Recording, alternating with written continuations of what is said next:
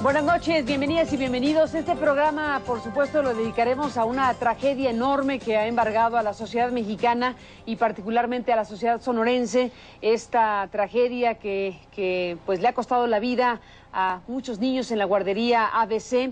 Y bueno, pues vamos a entrar con el reporte de nuestro compañero Rey Rodríguez.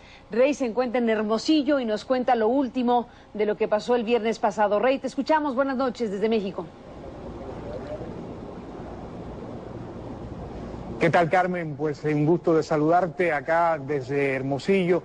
Y efectivamente, Carmen, hay algunos avances ya en las investigaciones. Se conoce, por lo menos hoy ya conocemos que el incendio no fue precisamente en la guardería, en ese trágico viernes, el viernes pasado en la tarde, a eso de las 3 de la tarde, cuando muchos de los pequeños que estaban en esa guardería estaban durmiendo, Carmen. Y bueno, fue precisamente se produce al lado en el depósito, un almacén que había al lado de esta guardería, Carmen, un motor o una máquina de refrigeración, pues al parecer o provocó un cortocircuito o se recalentó el motor, y esto fue lo que produce el incendio. Ahí empieza y ya se pasa a la guardería. Carmen, y eso fue lo que dijo el procurador. Sí quedan algunas preguntas en el aire, sobre todo ¿por qué realmente murieron tantos niños ese viernes? Y bueno, escuchemos el siguiente reporte, Carmen, para ver un poco más de lo que dijo el procurador. Empezó a hacer otros acá.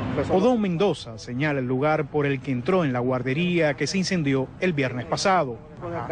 No sabe con exactitud el número de niños que logró sacar de su interior durante el incendio. Arriba para que... Aunque sí recuerda que la puerta por la que entró y salió era muy pequeña. Sí, pues estaba así, es por la puertita de la muy angosta. Y no podíamos, nos hacíamos bola ahí, pues no. La Fiscalía Estatal trata de determinar por qué se tuvieron que abrir varios huecos en las paredes. Hasta ahora solo se conoce dónde se inició el incendio. Según el procurador estatal, fue en el equipo de enfriamiento de la bodega contigua a la guardería. Pudo haber hecho cortocircuito o su motor haberse quemado. Aunque eso no es lo más importante ahora. Lo grave de esto no solamente es ver dónde inició, es por qué razón tuvimos el resultado tan dramático. ¿Por qué razón se propaga un incendio que en otras condiciones debe haber sido manejado de forma muy distinta? En un video filmado por las propias autoridades después del incendio se puede apreciar las estructuras de plástico que cubrían el techo que se vino abajo en el momento del incendio. Los familiares de los menores muertos siguen cuestionando las condiciones de seguridad de esta guardería. Algo se tiene que hacer por todos los demás niños que van a las guarderías, ¿no? La guardería destruida estaba bajo la responsabilidad del Seguro Social.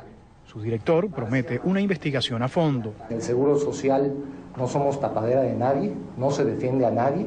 Somos los más interesados que se llegue al fondo de qué fue lo que pasó. No solo conocer lo que pasó, sino también quiénes son los responsables de la tragedia.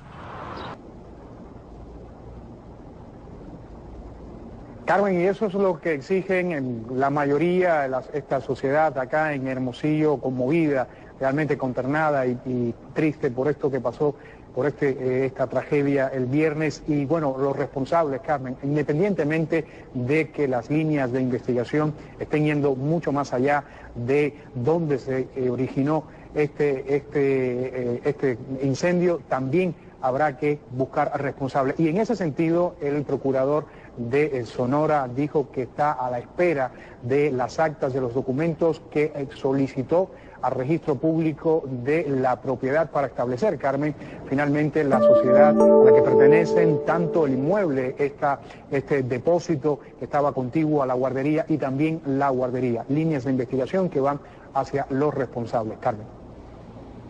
Así es, Rey, pues estaremos en comunicación. Gracias por tu informe y tu envío esta noche desde Hermosillo.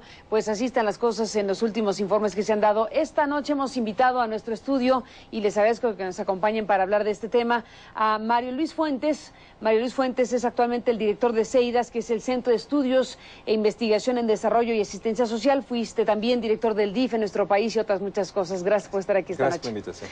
Y gracias a Gerardo Sauri, que es el director ejecutivo de la Red por por los derechos de la infancia en México. Gracias, Gerardo, por estar aquí esta noche.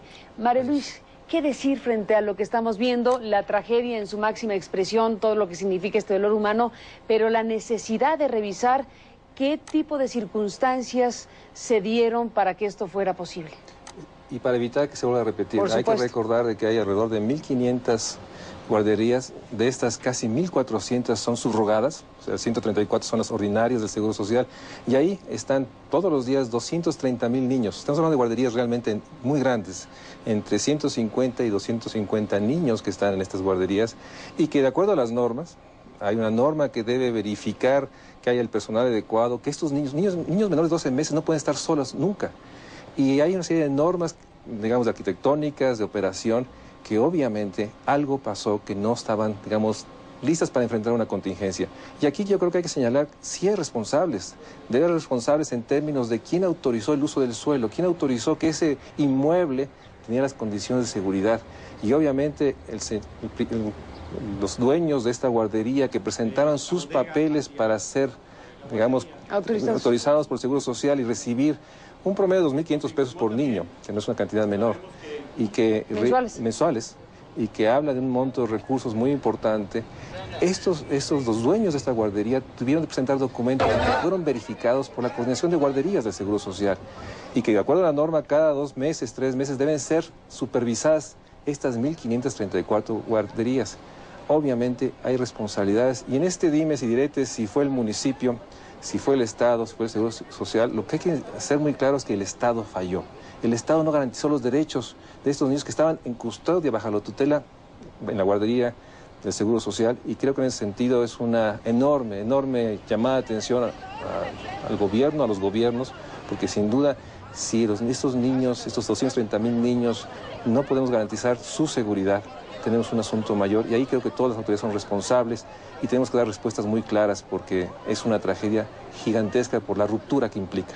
Gigantesca, sin la menor duda. Gerardo, ¿qué decir? Bueno, nosotros estamos consternados porque nos parece que hay una cantidad de fallas estructurales impresionantes. Una de ellas es la falta de una normatividad mucho más específica. Nosotros hemos señalado que las guarderías del IMSS son los centros en donde se guardan mejores estándares de calidad para que niños y niñas estén siendo cuidados. Además de los datos que nos da Mario Luis, hay que recordar que también hay algo así como 204,000 niños más que están en las guarderías ahora en estas estancias escolares que promovió el gobierno federal a partir de esta, ¿no? En casas, en patios. 8,000. Y que se ha creado esta idea de que pues basta tener un patio, basta tener un espacio para colocar una estancia infantil, y que algunas madres sean capacitadas con un proceso de capacitación que habría que analizar con mucha más cuidado para que entonces la gente pueda llevar a sus hijos. Y esto, por supuesto, nos habla de la enorme debilidad del Estado para contar con mecanismos de supervisión más adecuados. La norma que regula las guarderías infantiles, no solamente las del IMSS, que además tiene una norma más específica también, sino para todo el país, es la norma 167, que es la misma que regula todo tipo de centros, establecimientos en donde se encuentran niños, incluidos, por ejemplo, los niños de Casitas del Sur. Es decir, es una norma demasiado general. Esto a nosotros nos preocupa muchísimo. Por ejemplo, las dos normas, tanto la del IMSS como la 167, son normas que hablan de procesos de calidad, por ejemplo, al interior del inmueble, de pisos antiderrapantes, de ciertos sistemas antiincendios, habla de mecanismos de seguridad, pero sobre todo siempre cuida la parte del interior del inmueble. Lo único que habla prácticamente del exterior del inmueble es de las entradas, es decir, dice que las entradas deben de ser amplias. Esta puerta de la que nos hablaba el reportaje, por supuesto, nos hace dudar si esta guardería cumplía con esta norma. No, bueno, imagínate si tuvieron que abrir las paredes con un coche. Por supuesto. Y con picos, o sea, evidentemente no funcionaban las entradas y salidas. Pero lo grave de todo esto que señalamos es que pareciera que la Secretaría de Salud prefiere hacer normas generales cuando se trata de niños y niñas. Cuando se trata, por ejemplo, de otro tipo de productos, por ejemplo, tornillos, tuercas, las normas son completamente específicas, se hacen normas específicas para cada tipo de situación. En cambio, la única norma que tenemos que priva en el país para niños y niñas es una norma que no solo es para niños y niñas, es también para adultos mayores, cuando son dos poblaciones completamente distintas. Entonces, esta ambigüedad genera muchísimos problemas que se traducen en situaciones como esta. Déjenme, Gerardo, María Luisa, hacer una pausa y regresamos con más. Bueno, regresamos, Gerardo Sauri y Mario Luis Fuentes. Bueno, por un lapsus de mi parte no dije que estuviste en el IMSS, por supuesto también dije en el DIF que también estuviste en el DIF, pero bueno, tu trayectoria